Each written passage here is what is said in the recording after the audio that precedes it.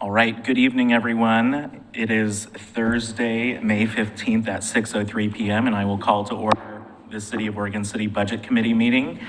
We are still waiting on a member or two, and we do have some excused absences as well. But for now, Mr. Wiley, if you will call the roll. Committee Member McGriff. Present. Committee Member Gifford is absent. Committee Member Hunt. He's excused. He's excused. Climate Water District Budget Committee. Committee Member Mitchell. Here. Committee Member Wilson. He's on vacation. He's excused as well. Committee Member Weber. Here. Committee Member Arinello. Here. Committee Member Peterson. Here. Committee Member Smith. Here. Committee Member Marl. Here. All right, so first on the agenda, we have public comments, and I do not have any.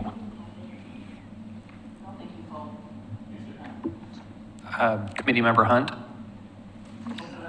We are, You said he was absent.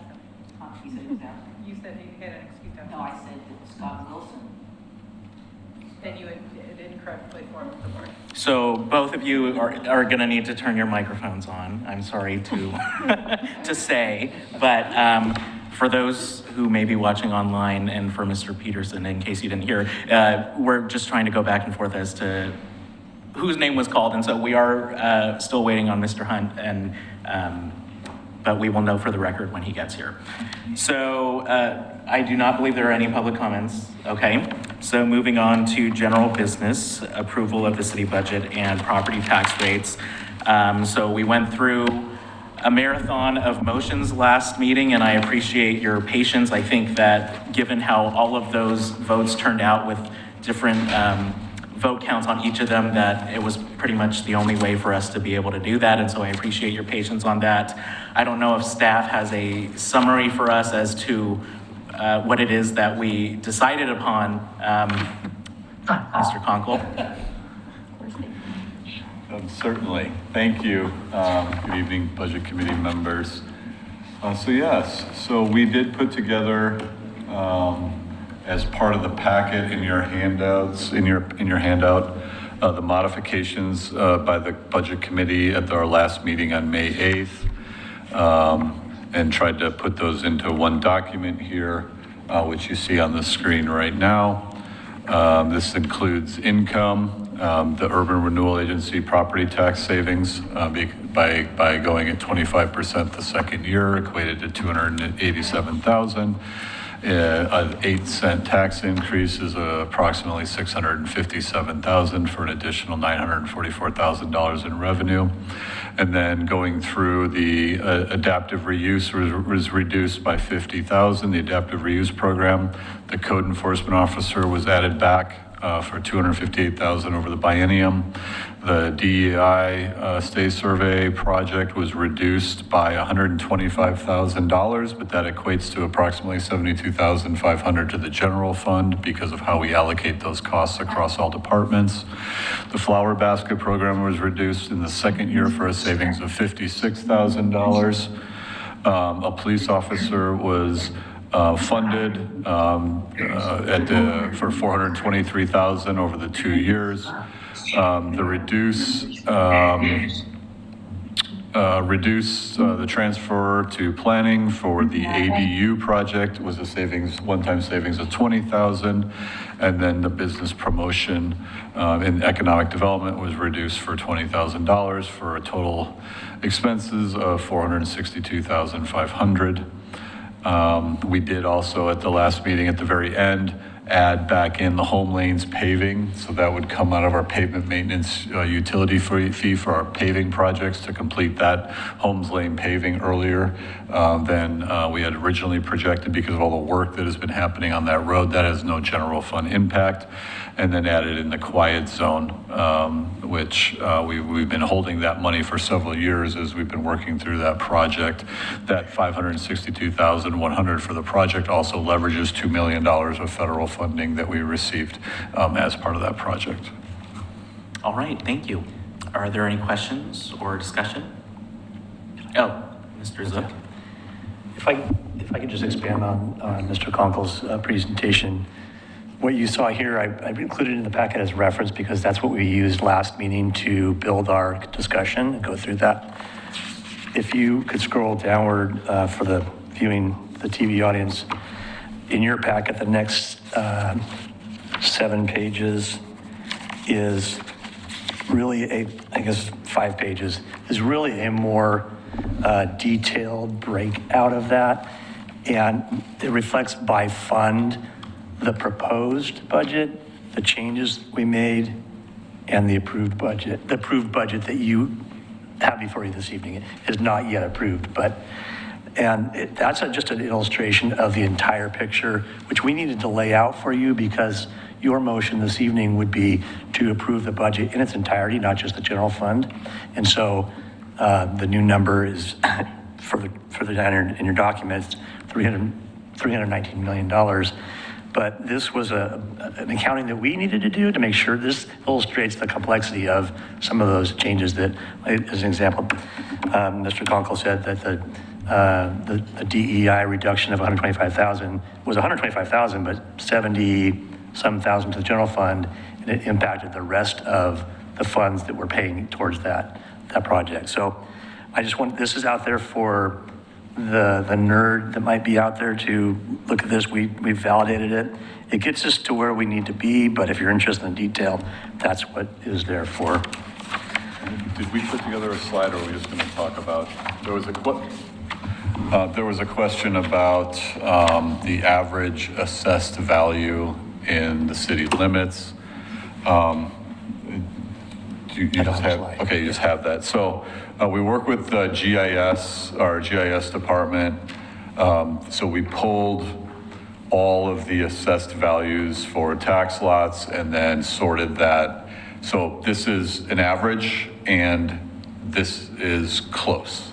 We didn't go through every tax lot. We didn't verify, there might be a church in an R10 zone, but essentially we took single family, duplex, or a condominium, those type of tax lot codings to come up with a list. So like I said, this is not a tax lot by tax lot number. There's probably some variation in here, but it's going to get us extremely close. And I forget what was the average assessed value was. 279,000. And that is the average assessed value. I will tell you that we did also include market value, the average ratio, the average assessed value to market value, 50%. So that was, again, primarily residential. We eliminated commercial and multifamily and, manufactured homes, et cetera. But yeah. We also took out properties that had like a dwelling unit value that was extremely low. So to us, that would mean it's probably a vacant lot, or it's a second lot with a ADU on it, or a shed. Probably not even an ADU. Probably just some structure on it. I found this interesting. There was less than 140 tax lots, single-family residential tax lots we identified that have an assessed value over $500,000 out of 11,000 tax lots. How many? Less than 140. Wow. An assessed value. Assessed value. Yeah, 11,000 tax lots is commercial, residential, everything, but, just looking at the residential portion of that was. So I think it just shows the impact of 5 and 50 over all these years and the disconnect between real market value and assessed value. Thank you. Discussion.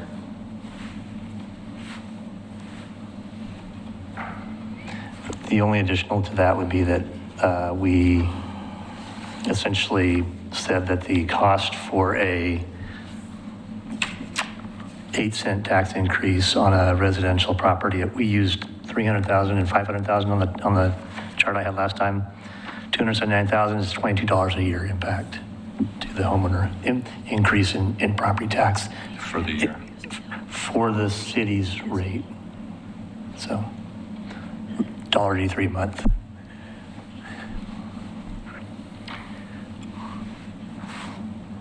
And on the last page, if there are no questions, are recommended motions. we can either respond to any questions, committee can have additional discussion. So I will just say that I've appreciated this process, and I really appreciate the work that you, Tony, and Matt, and all of the staff have put in to making this work for us, and then going through with all the changes that we've requested and coming back. I really appreciate that. And I know that none of us are leaving this getting 100% of what we want. Some of us didn't want cuts to occur. Some of us didn't want tax increases to occur. And the fact that we are where we are now, I think, is a good reflection of our ability to compromise and craft a budget that reflects the values that we would like to see for these next 2 years as we continue providing excellent service for our community. So I really appreciate all the work that's gone into this.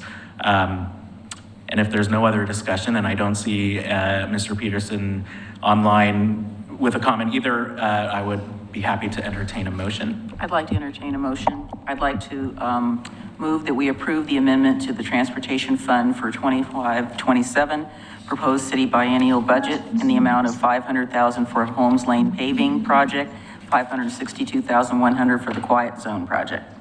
Second? All right, a motion has been made and seconded. Is there any discussion? Hearing none, Mr. Wiley? Committee Member McGriff. Aye. Committee Member Mitchell. Aye. Committee Member Wilson's not here. Committee Member Weber. Aye. Committee Member Arenello. Aye. Committee Member Peterson. Aye. Committee Member Smith. Aye. And Committee Member Marl. Aye, motion passes. All right. You don't need your gavel after that. Actually, that is part of, so I can. I think that's good use. Are we getting some other conversation going? I hear other stuff. And Committee Member Peterson, if you got some background noise, I don't know if you're able to quiet it down or mute. Somebody's talking, like a TV. Thank you. All right. I'd like to move to approve the city budget and approve property tax rates for 2025-2027 biennial budget in the amount of $319,019,000 as proposed and amendment, and there's a O missing and proposed, amended to be forwarded to the city commission for adoption, and approve the, do we have to do that a separate motion, or can we make them together? Keep going. And approve the general operating tax rate of $4.48.9% per 1,000 of assessed value for fiscal years 26-27. Okay, so several numbers were misstated as they're written there, and I just want to make sure we get the right numbers. 319,000 as proposed, with And then 4.489. cents per thousand. Would you be, can you, would you be willing to amend? $4.40, you want what, something else added to this? Well, I want a correct motion. $4.489 per thousand of assessed value for the fiscal years ending 26 and 27. Second. All right, any discussion? Hearing none, Mr. Wiley? Committee Member McGriff. Aye. Committee Member Mitchell. Aye. Committee Member Weber. Aye. Committee Member Arenello. Aye. Committee Member Peterson. Aye. Committee Member Smith. Aye. Committee Member Marl. Aye, motion passes.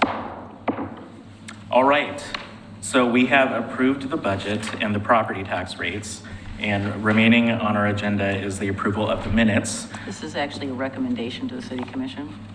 Yes, but that's what the item says on the Yes, agenda. Yeah. So the next item, item 3B, approval of minutes. I do have one correction for the April 24th meeting minutes. It's on the very last page. It just says, Chair Marl stated that a 5th code enforcement officer was added in the previous budget based on a one-time opiate settlement fund, and that it would not be prudent to hire someone based on one-time funding. I was referring to the case manager position that was added due to the one-time opiate settlement fund. So that is just one correction that I would like to see reflected. Ms. Arenello? I have a spelling change in section 3, president is misspelled.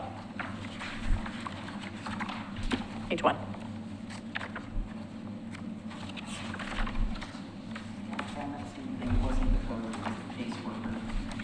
caseworker that got added to the budget. Are there any other corrections? I saw something. Hearing none. I move to approve the minutes as amended. Is there a second? A second. Any discussion? Mr. Wiley?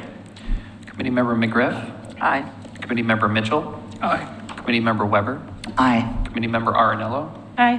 Committee Member Peterson, Aye. Committee Member Smith, Abstain. Committee Member Marl. Aye. Motion passes. All right, so last we have adjournment, but before any of that, is there anything? Yes, Commissioner Mitchell. I just kind of want to second what you said about this process and thank everybody involved, especially the finance department for all the work. This is my third go-around at this, and I was pretty critical the first time around that I thought we just kind of checked the box and really didn't dig into it. We did a lot better 2 years ago, and we did even better this year. And I thank you for the extra time that we had between the meetings so we could really study. I guess, I'm sure part of that is the decisions are getting tougher as well. But I really appreciate the work everybody's done and all the committee members have done, and Chair Marl for, keeping the cats all herded. So, thank you, everybody. Yes, thank you. Yes. Yes, I'd like to add to that as well. I think the other thing that we now need to think of is our communications, and we need a simple but thorough way to explain what we've done to the budget when we get to the city commission level, so that we don't have any, we're still going to get it anyway, as we all know, but let's get the facts out so that we do not have things spinning out of control on social media that is not correct. We can, talk about reasons why we have done what we've done in terms of the fact that, I think you said it very succinctly, Mr. Conkle, is that revenues/services have not kept up with what we are being asked to do.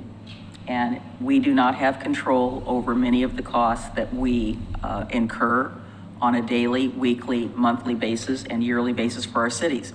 And I'm hearing the same thing from everyone all over the metro area and all statewide as well. And it's having a very detrimental effect.